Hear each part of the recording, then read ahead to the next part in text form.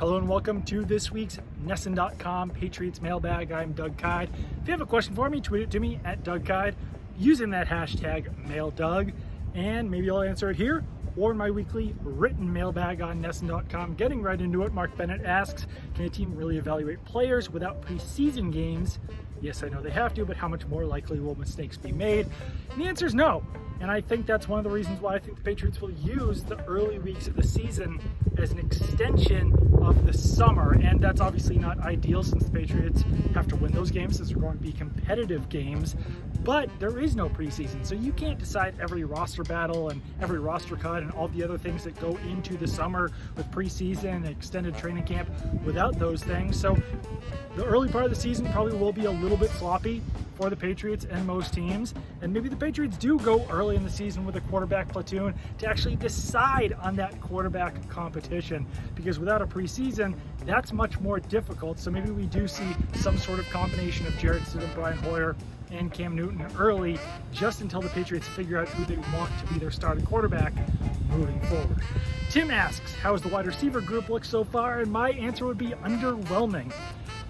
Julian Edelman's been limited. N'Keal Harry hasn't really stood out yet. Jacoby Myers doesn't look quite as good as he did last preseason, last summer. Damiere Byrd has made some nice catches, but overall has been a little bit inconsistent. I've been impressed with Gunnar Olszewski, but I mean, he's a year or 2 years removed from being a Division II cornerback, so he's certainly improving, but I'm not sure if he's really a guy that you want starting in the 2020 season. So we'll see how that goes, next week in training camp as all of this progresses. But so far, I don't think that one guy in that group has really stood above the rest.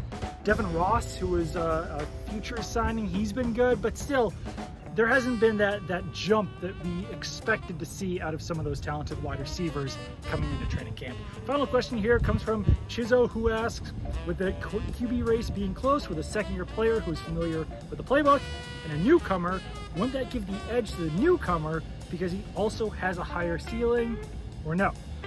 I mean, I do think that the newcomer in this situation, which is Cam Newton, should be the favorite for the quarterback role. I think that he does have the highest upside. I think that if you go into the season with Cam Newton as your starting quarterback, or if he takes those reps on by middle of the season, end of the season, then the Patriots have the potential to be the best team with Cam Newton as their quarterback. I think that Jarrett Stidham has that nice combination of upside and experience since he was in the Patriots offense last season.